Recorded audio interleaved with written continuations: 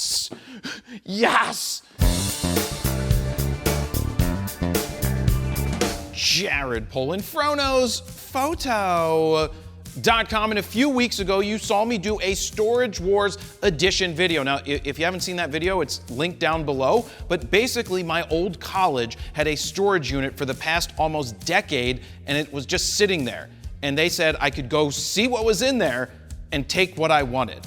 So we saw what was in there, and then I came back and I took what I wanted, and now I want to show you everything that we brought back from the storage unit here to my warehouse and go over what it is, and also try to inform you on how it can be used and how it was used in the past. So this is all the stuff that was in the storage unit that I wanted. A quick overview of some of the things we got. You've got these drafting tables. Then we have a ton of enlargers, and I'm gonna go into detail about each of these things in just a minute, but I wanna give you an overall thing. This Ghostbusters motorcycle and sidecar was not part of the storage unit. This is my buddy Troy's, who also stores that bad boy in here. That's right, that is a Ecto Ghostbusters car. He's available for parties. He'll dress up. Anyway, we've got a bunch of other stuff. Some of these boxes I haven't even gone through just yet, and I want to go through them with you to see what's in there and see what the blast from the past can include. We've got these boxes, and then this last thing over here, this is a film drying cabinet. As you can see, it says 4x5 film drying cabinet. I've had multiple people already want to buy this from me, and they are not going to get it because I shoot 4x5 and I want to use a drying cabinet. This thing is pretty cool. We're going to get it over to the studio soon, but let's start with the enlargers because they're the biggest thing here. So when we were going through the storage unit, I wasn't sure how many enlargers were there. I'm pretty sure I counted 15 or so, and there are 15 enlargers. There's 14 of these Saunders color enlargers. Now these are color heads. They're dichroic heads. You would go in and you would dial things in. I'm going to show you that in just a minute. But this is I think this one can take 4x5 negatives. So there's 14 different or 14 color enlargers. They probably range in anywhere from like $1,500 to $3,000 is what I'm told. But you know, it's Storage Wars. So this is like $1 billion worth of enlargers right now. Those are cool. They're color, but I like doing black and white more. And I'm really most excited about this Bessler enlarger. This is a 4x5 VXL. This is a massive John right here. You can see there are no dials on this. This is just white light. You put your negative in and you expose it. Let me show you this real quick. Here, we move this. This opens up the top of the head. This right here, this isn't 4x5, but this is a 35mm film holder or film carrier. You would put your negative in here, you would close this down, you'd blow some air on it because the last thing you want is dust because you'll have to touch it up. None of this is digital. You put this back in till it seats properly. You lower this. You put a lens, you still need to get a lens on the bottom. I have to go find all the lenses because I know that they have all the lenses for these because there's a box that says lenses, but you have to focus the lens, you have to pick the aperture, you have to connect this to a darkroom clock to turn on the light. It is pretty crazy, but I'm super excited about this one right here. But the color heads that I talked about, these are color heads. You have to dial in your cyan, your magenta, and your yellow. Yeah. Think about what you do in Lightroom. You want to change the white balance, you literally just drag it one way. You want to change the tint, you drag it the other way. Well, in the darkroom, the color darkroom, we had to have a starting point of where to put your cyan, your magenta, and your yellow. And you would pick the numbers, you would expose a negative to a print, not a full print. You would want to make a test print because if you're wasting a full piece of paper, that gets expensive. So you just do a test print around across the image to see if your color and exposure are right. Oh my God, it was a pain in the ass to do. But I do remember writing on my my paper boxes, I would write the starting point. I think I would put down what enlarger I used and maybe what negative carrier I used as well. And I would just put the numbers there so I had a good starting point. In fact, I actually have those upstairs in my house, so let me go get those. Hold on. This is 25 years ago. This is stuff from college. Second year students were doing color. First year students, we did black and white. But this is 25 years of stuff. Here you can see it right here. It says it, flyers on E number 14. So maybe that's Enlarger 14. And magenta was 35, yellow was 44.5, and cyan was 0. Oh, so good. So I hand printed each one of these in the darkroom. The color is not, actually the color's not terrible. It looks a little yellow, so I would probably pull out some more yellow at this point, but it's pretty incredible how you could end up doing this. And I'm gonna explain what this is when I get to the negative carriers, when I find those, because most people today just know how to do this sprocket hole thing with a filter, when we actually did it in the darkroom. I'm not gonna go through all these boxes right now, but throughout this video, we're gonna come back and show you some of my stuff. I think, in fact, this bottom one, this one has first semester portfolio, Jared Polin. Yeah, so I didn't even remember that I had this. This is gonna be eye-opening. We're gonna save that for a little side note when we need a respite to go over this in the video. But did you notice something? I signed all of my boxes. Oh, and if you look right here, this was my business card. Yeah, it's a photo of me with my name, my information, how to reach me, AOL email address at the time. But that's a hot guy in a Coogee sweater. That so happens to be me. All right, let's continue on. Let me jump in here real quick and let you know that videos like these would not be possible without the continued support of Squarespace. Now, I've personally been using Squarespace for jaredpolin.com since 2008, which is 2 years before Frono's Photo ever existed. I started using it because it was simple, easy, affordable, and I didn't need to know any coding, and it's only continued to get better as the years have gone on. So if you're looking to build your own online portfolio that you're in control of, get your 14-day free trial over at squarespace.com/FronosPhoto. If you decide that it's for you, use the code FronosPhoto at checkout to get 10% off your first order. Again, a big thanks to Squarespace for supporting us for well over a decade at this point. So thank you guys very much. Now, back to the video. All right, we're definitely coming back to that, but we've got a ton of darkroom supplies here. I could open a community darkroom without a problem. I mean, these tables are cool, the drafting tables. I'll figure out a use for these. They just don't make these things anymore, and they're kind of awesome. So when I saw those in the storage unit, I was like, yeah, those are coming here with me. So down here, we've got all of these darkroom trays. Now these are, I think, 5x7 darkroom, all the way up to, I think these big boys are like 16x20, if not larger. That's larger than 16x20, but you could do a 16x20 print. These things are still expensive today. I've got an entire setup of darkroom stuff here that I'm thinking I'm definitely gonna make a darkroom somewhere, and I'll explain more about that as we go on. Now this is interesting. These are darkroom easels, and in the dark, look, there's these different areas where you would line up your piece of paper, and then you can create a print just by, well, this is just how you do the layout, and then you have to expose for it in the darkroom.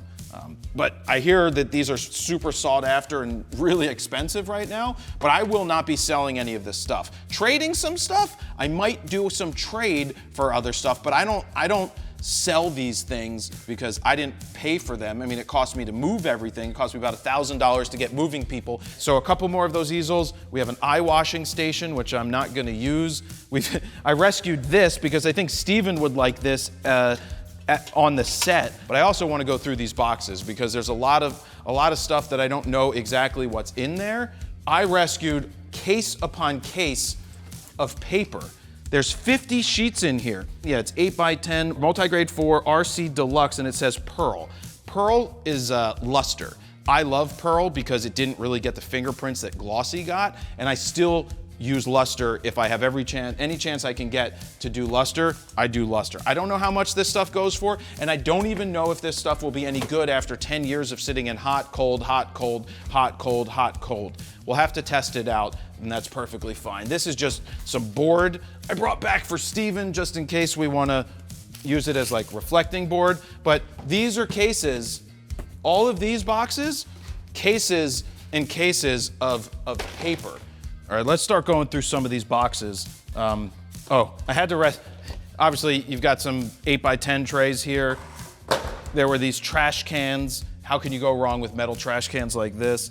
So you never know when you need something like that. But this says Saunders negative carriers. This hasn't been opened in a long time.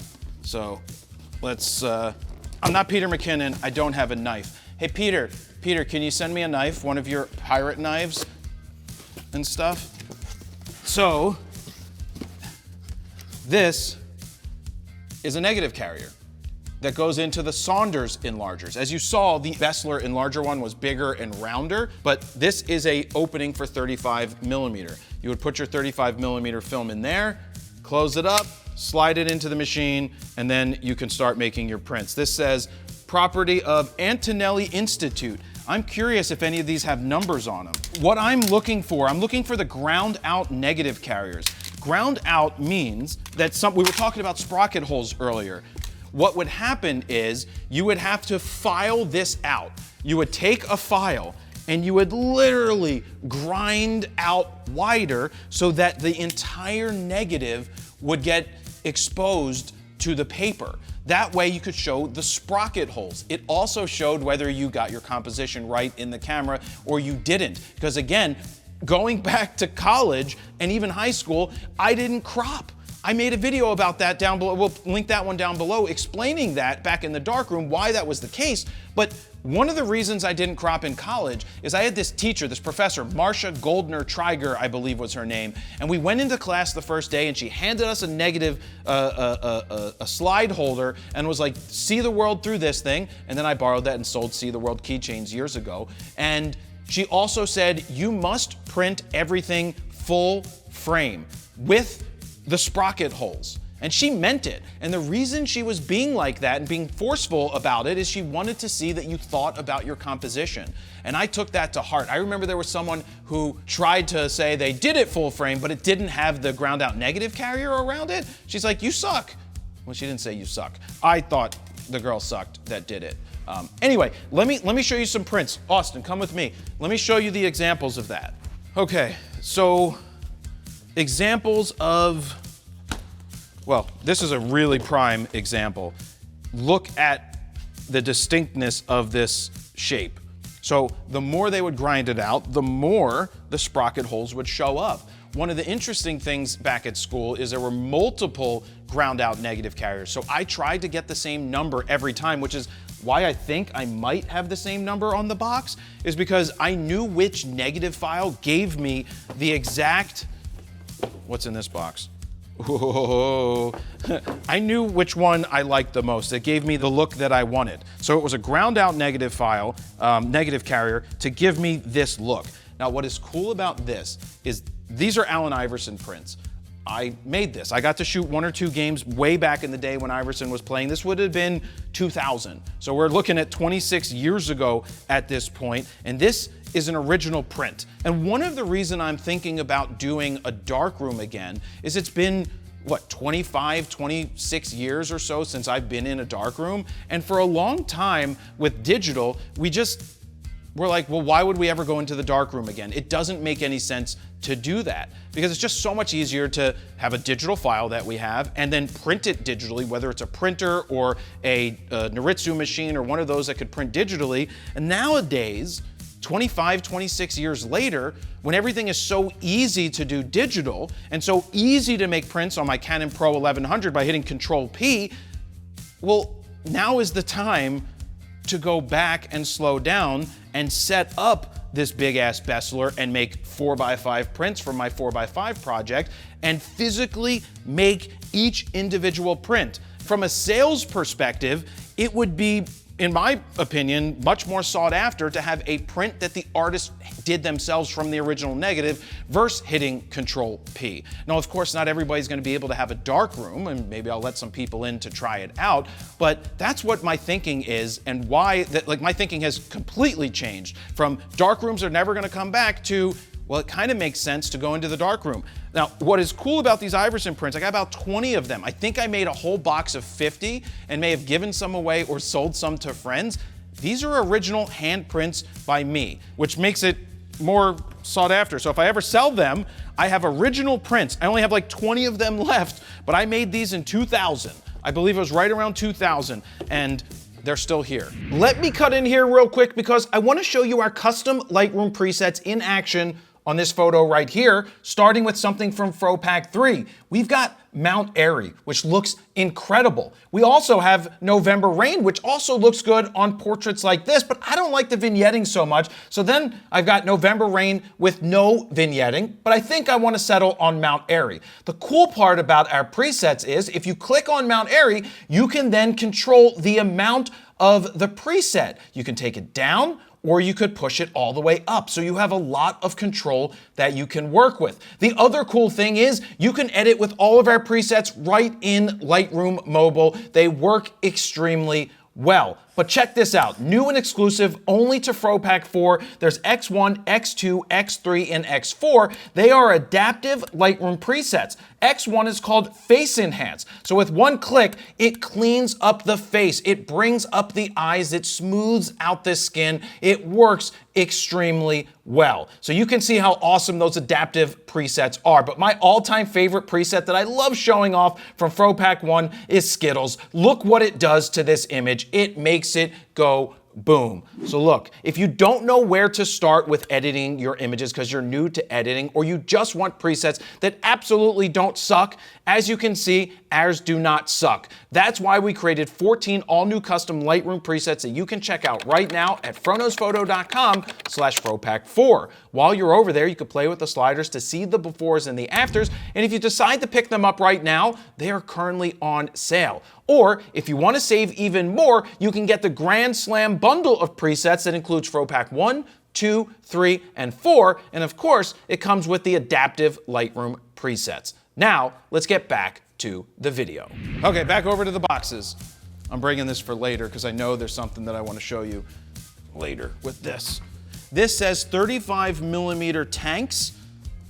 Whoa, gold mine.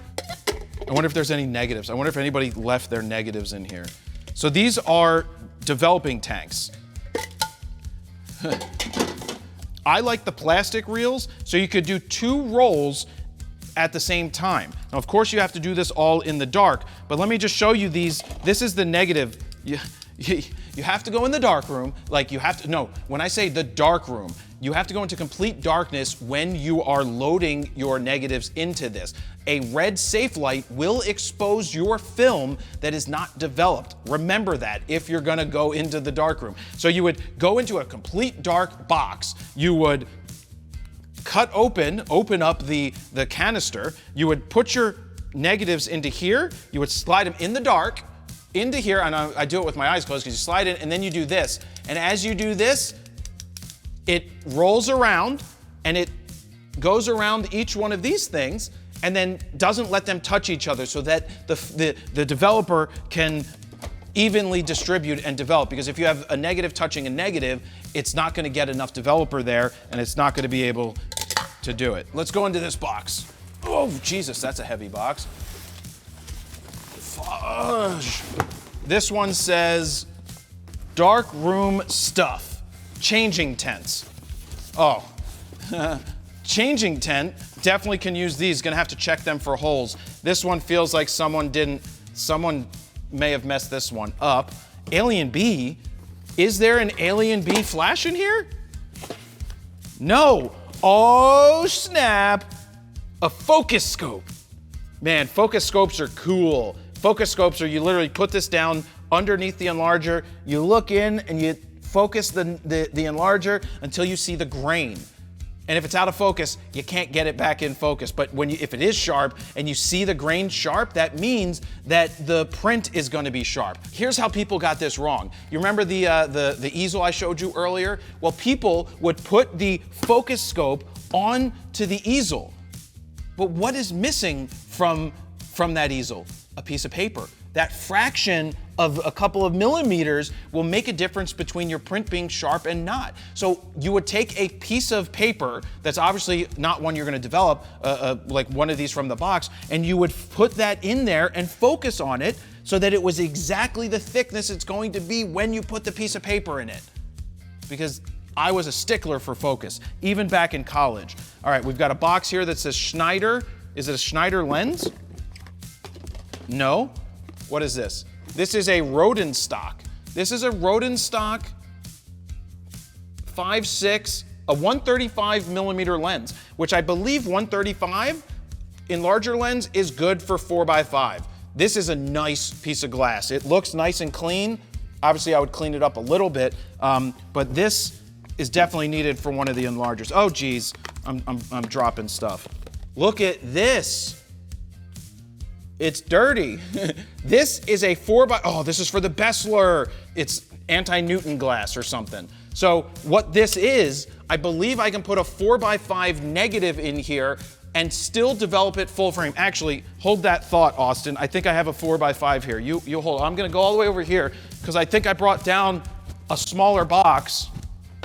I thought I brought down the box of my negatives. They're actually still upstairs. I have one 4x5 negative here of chocolate chip cookies.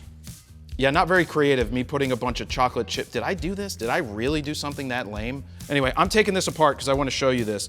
I don't care that it's been that way for 26, 25 years because I want to show you the negative. It would be awesome if I was like Picasso and this was like $8 million. All right, so, hey look, I got a trash can, Austin. So, oh my God. Can you see these? Can you see these holes? Can you zoom in on that? Whoever processed this is a dumbass. They used the alligator clips and clipped right into my negative. You suck there, whoever developed this. God, that is so stupid. Anyway, so what we would do, anti-Newton glass, we would clean the shit out of it. Let me see if it shows up with the whole negative. Oh, it would print the sprocket hole. So it would print the notches. That's what I want. This is what I will end up using, I think. Now I have to clean, I have to see how to use it. It looks, well, I'm gonna have to clean it and we're gonna have to figure this out, but that's what's for the big ass Bessler right there. This anti-Newton glass, and it allows me to print full bleed negative. Anyway, I'm gonna put this back in here. There's a bunch of other stuff for the Bessler. We're gonna leave that negative in there for now. What else do we have in this box? Is it drugs? Drugs?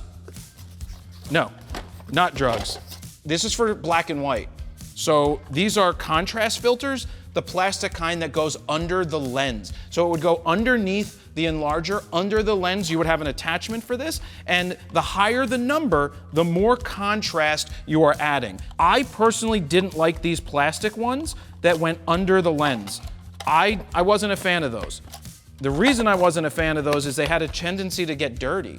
Other students you would borrow what other students used, and not every student was very caring about their stuff. So if they had fingerprints or dust, it would then translate potentially onto your stuff later. So I don't like these. What I personally used and bought myself, I pulled this down, it was upstairs. Don't know why I kept it all these years, but the Ilford multi-grade filter set. So there's 12 filters in here. Now it's basically the same thing, but we have from 00 all the way up to 5. 00 is super flat. Like, talk about pulling out all the contrast in Lightroom, dragging it all the way to the left, your image goes super flat, drag it all the way to the right, and it's gonna be super punchy. Well, that's what happens when you use these higher filters. But right here, it will tell me that this is a #1 filter in the corner, and this would go above the lens. There's a place where this would slide in, so if there's any imperfections on here, it's not gonna ever show up. But I prefer these filters over the plastic ones. That's personal choice, but you know, my filters, my choice. That is a teeny tiny little lens. That is a super tiny lens. I'm not super knowledgeable on the darkroom stuff, but I got a couple of friends who have actual darkrooms, so they're gonna definitely be super helpful and a good resource when I go to build out a darkroom again. Brand new developing tank, couple more filter things, a bunch of dark bags. This is good. Oh geez, a bunch of negative holders. Those are your negative print files, and that's that box. There's some other random stuff in there, but oh man. A digital timer, a darkroom clock. I love darkroom clocks. I've never seen the white darkroom clock, personally. Got a black darkroom clock, film processing tanks, more of them. So we've got film processing tanks and Austin, why the hell would they have thermometers with a, why would they have this? I have no idea why they would have this. I guess maybe it's for testing the temperature of the chemicals, but wouldn't you rather just stick a thermometer in there? Ooh, yes. This is something I want. This is a nice, long plunger. I could definitely use this with my 4x5 and 8x10. I've been looking for a bunch of those, they're hard to find. You've got tongs, you got more developing trays. A loop? Give me the loop, give me the loop. A bag of loops? Ah, yes, this is the focus scope that I like. So this is better than that chintzy plastic one. These are the good ones. This is the focus scope that I love. But I'm really happy with what's in this box. Let's change this up. Let's find some other boxes over here. Storage, oh, glass storage. Okay, glass storage. Each one of these is a lens for an enlarger. So we've got 135 millimeter. I want to see who makes this one. That is a beast. Oh, it's made in Japan. I think this is a Nikon. Where does it tell me what lens it is? Yeah, Nikkor 135-5.6. That is a nice lens, except for that scratch. What dumbass scratched the hell out of this? And somebody will be like, you're not supposed to breathe on your lenses. Yeah, I'll breathe on my lenses all I want. There's oh God, that is dirty as shit, dude. Look at that. I don't know if you can you see that scratch on there? I don't think you can see that, but I think someone ruined that lens. I'll have to talk to the experts and see what they say, but this is just a box of all the different lenses from all the different enlargers. Here's another 135, so we got a bunch of those. Oh, Jesus God. What a scratch. What a joke. You students scratch the shit out of this stuff, you suck.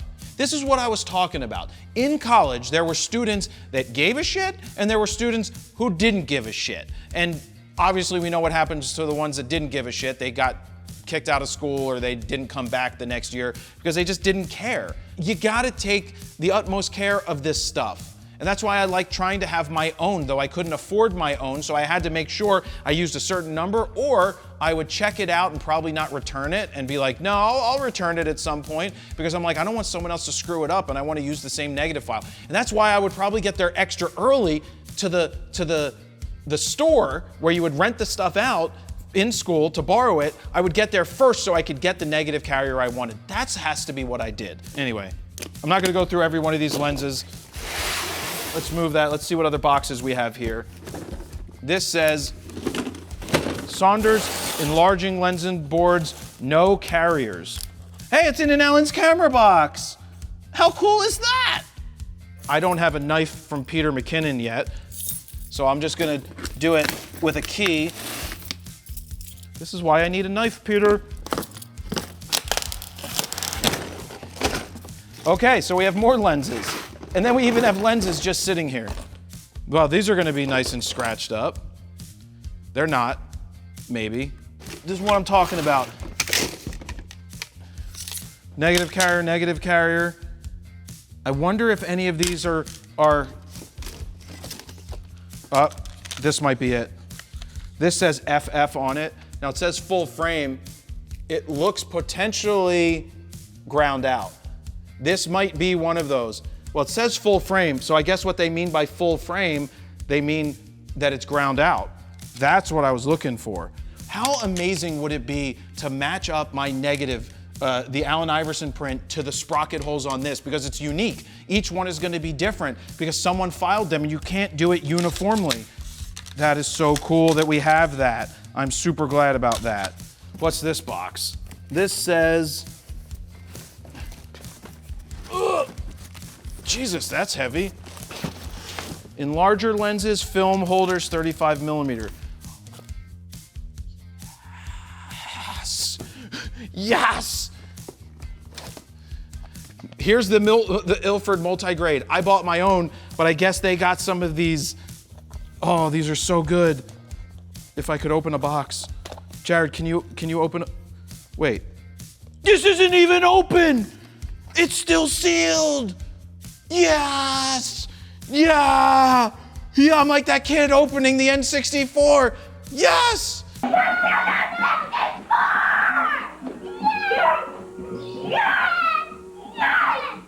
Yes. Yes, that's the kid opening. This isn't even open. Oh, yeah. This one's not open either. This is like a gold rush. This one's open. So now I can open it and show you what's in it. Guess what's in it? The exact same thing I showed you earlier. Multi-grade filters. Awesome. I've got some that have never been opened. I am set for life with these now. You just take care of these things. Look, I keep saying this. If you take care of your stuff, it pays off. Another one. Another one. Another one. Another one. It's not even open. Holy Jesus. What is this?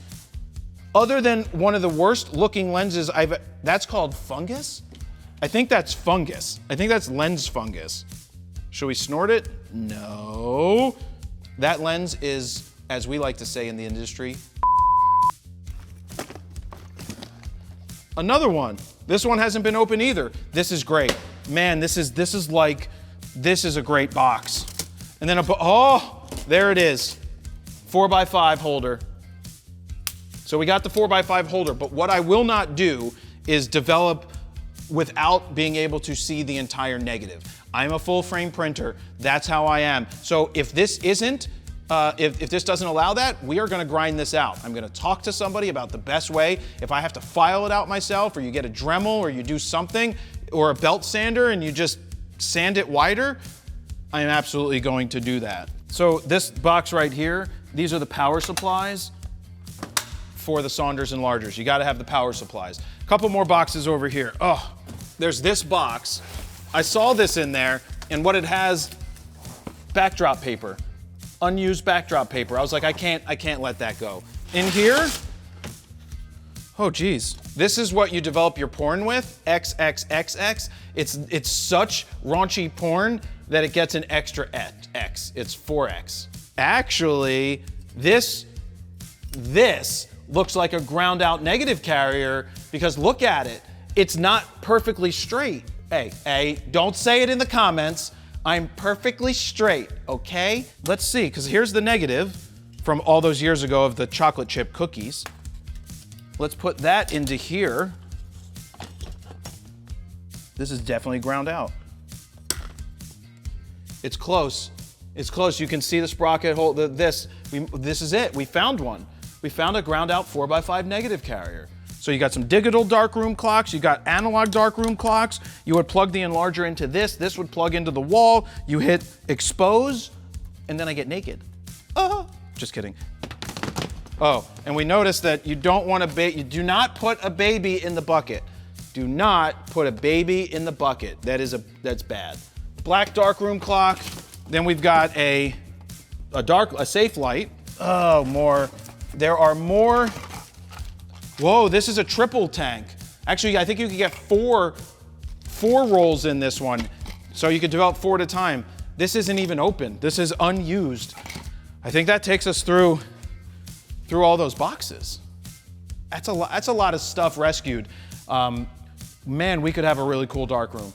Let me cut in here real quick and say, do you struggle getting sharp, crisp, clear images like these in low light situations? Well, if you said yes, I have a free guide for you. Head on over to froknosphoto.com and look for this orange box. While you're over there, put your name, email address in it, hit send it, and I'm gonna send you a free guide to capturing motion in low light situations. Now, let's get back to this video. Yeah, let's take a look at Jared's portfolio. Let me move this stuff out of the way. I definitely don't want to leave this here. I've had it for 20 some years. First semester portfolio by Jared Polin. I'm pretty sure I made all of these prints. Oh, I even signed it right there. This stuff is worth money, I think. Look, bowling balls. Born to Bowl, season 1, out now. Oh, I am so artistic. Look at that. What a print. God, I was so good. Oh, well, this This is good. This is like not ripping on Diane Arbus. I didn't really know that she had the twins photo that she had.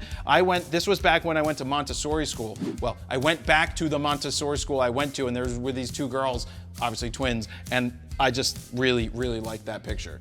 So that to me is a nice photojournalistic image. This print sucks. Holy shit, that is horrible. What in the world? I know what I did here. I burned in over here and I dodged over here in the darkroom. That is an atrocious print.